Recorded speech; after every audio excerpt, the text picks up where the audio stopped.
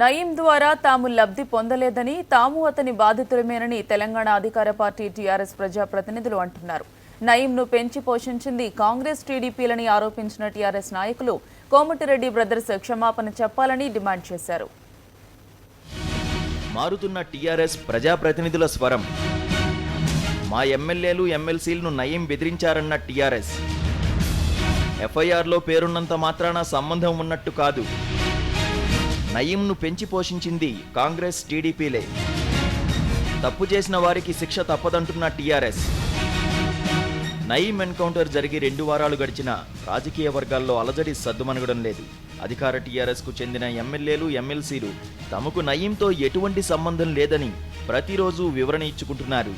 తెలంగాణ శాసనమండలి ఉపాధ్యక్షుడు నేతి విద్యాసాగర్ పేరు తెరపైకి రావడంతో మళ్లీ నయీం వ్యవహారం రాజకీయ నాయకుల చుట్టూ తిరుగుతోంది. ఎఫ్ఐఆర్లో ఆయన పేరు ఉండడాన్ని తప్పుపట్టలేమని టీఆర్ఎస్ నాయకులు అంటున్నారు. ప్రాథమిక సమాచారం మేరకు ఎఫ్ఐఆర్ నమోదు చేయడం సహజమని టీఆర్ఎస్ వర్గాలంటున్నాయి.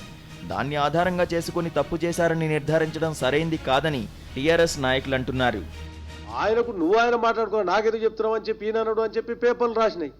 ఎవరో ఒక వ్యక్తి తనను అవకాశంతో ఏమన్నా కాపాడతాడేమని పోతే నాకేం సంబంధం అయ్యా, మీరు చూసుకోరని చెప్పినాడు. దానికి ఆయన చెప్పంగానే ఎఫ్ఐఆర్ కాగానే ఇప్పుడు తప్పు చేసినట్ల. ఎఫ్ఐఆర్ ఎవ్వరం పోయి అప్లికేషన్ ఇచ్చినా ఎఫ్ఐఆర్ అవుతుంది. అది ఫస్ట్ ఇన్ఫర్మేషన్ రిపోర్ట్. ఆ రిపోర్ట్లో వాళ్ళు ఎంక్వైరీ చేసిన తర్వాత ఎవరు ఉంటారు, ఎవరు ఉండరు తేలుతుంది. రెండోది ముఖ్యమంత్రి గారు కూడా ఏం చేసినారు, వెరీ క్లియర్గా సిట్టుకు ఒప్పచెప్పినారు. దానికి అధికారి తమ ఎమ్మెల్యేలు, ఎమ్మెల్సీలను నయీం బెదిరించాడని టీఆర్ఎస్ ఆరోపిస్తోంది. నయీం వల్ల లబ్ధి పొందిందెవరో, నష్టపోయిందెవరో అందరికీ తెలుసని అంటున్నారు. తమ పార్టీకి సంబంధించిన సాంబశివుడు, రాములను హతమార్చినప్పుడు కోమటిరెడ్డి బ్రదర్స్ ఎందుకు మాట్లాడలేదని టీఆర్ఎస్ ఎమ్మెల్సీ పల్లా రాజేశ్వరరెడ్డి ప్రశ్నించారు. నయీం వ్యవహారంలో తప్పు ఎవరు చేసినా కఠినంగా వ్యవహరించాలని ముఖ్యమంత్రి కేసీఆర్ నిర్ణయించారని స్పష్టం చేశారు. నయీం చర్యల వల్ల నష్టపోయింది ఎవరని చెప్పి చూస్తే టీఆర్ఎస్కి సంబంధించిన సాంబశివుడిని హత్య చేశారు. టీఆర్ఎస్కి సంబంధించిన ఇన్ఛార్జ్ కోనాపూర్ రాముల్ని హత్య చేశాడు. అదేవిధంగా మా యొక్క ఎమ్మెల్యేలను, ఎమ్మెల్సీలను బెదిరింపులకు గురి చేశాడు. కాబట్టి ఇవాళ నయీంతో లాభం పొందిందెవరు, నష్టం పొందిందెవరు అని చెప్పేసి ప్రజలకు తెలుసు, మీకు కూడా తెలుసు. మీరు రాసిన అనేక స్టోరీలలో కూడా మేం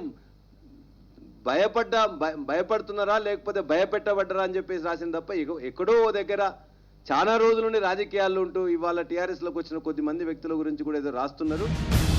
నల్లగొండ జిల్లాకు సంబంధించిన నేతలపైనే ఆరోపణలు రావడంతో ఆ జిల్లాకు చెందిన అధికార పార్టీ ఎమ్మెల్యేలు, ఎమ్మెల్సీలు వివరణ ఇచ్చే ప్రయత్నం చేస్తున్నారు.